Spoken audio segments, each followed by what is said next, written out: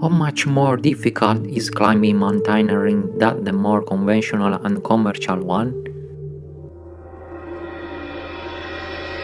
Patagonia, 1958.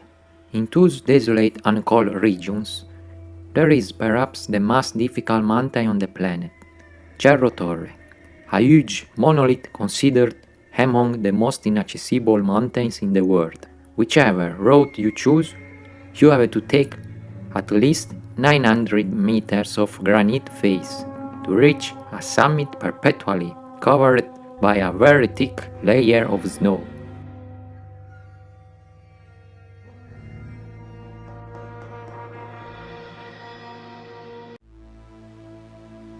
That year, two expeditions, the best of mountaineering and world climbing of 2 years, were challenging each other on two opposite faces. On the one way, Bonatti and Mauri, on the other, the Stasis and the Maestri. The Torre immediately presented itself as an impossible mountain, and the two expeditions returned to Italy to new Hawaii. The following year, 1959, Cesare Maestri was again on the granite of Cerro Torre. With him was Tony Egger, considered the strongest ice climber of the post-war period. The mountaineer Cesare Maestri, on the other hand, was known as the Spider for the Dolomites and considered one of the best climbers in the world. For the assault of Cerro Torre, it couldn't have been better.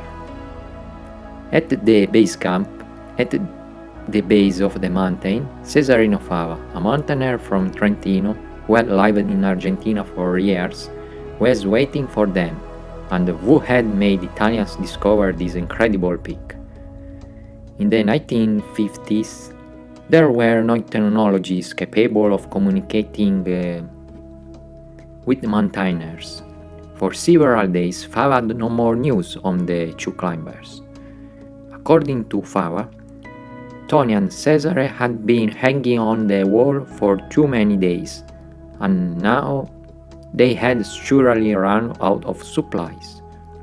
He thought that if they did not meet that day, he would have to go back to the valley to try to organize a rescue expedition. But in the end, he glimpsed a dark spot on the glacier at the base of the Cerro Torre. It was Cesare Maestri, no trace of Tony Egger. Cesare will tell of having reached the top and in the midst of the storm, having started the upside descent without even being able to see where they were going. During one of the two operations, an avalanche of ice had fallen from the wall, overwhelming Tony Egger and much of the material, including the camera in which the shots taken on the summit of Cerro Torre were present.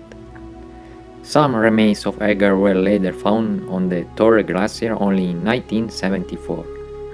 Often and cyclically, mountaineers and specialized press from all over the world have questioned the ascent of Maestri and Egger, finding apparent inconsistencies and inaccurate details in the report of the climb, fueled by the lack of any photographic evidence. Egger had tragically died, hit by an avalanche of ice during the descent, and all the evidence of this feat had disappeared with him.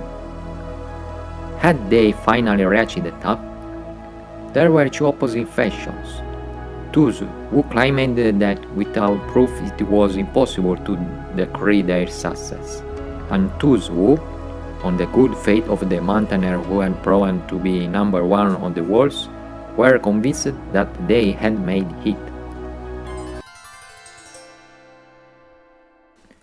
However it went, the climb on Cerro Torre did not make a substantial change to the curriculum of one of the greatest forerunners of modern climbing. Today, the Cerro Torre continues to be climbed but few times, because it's a very hard mountain.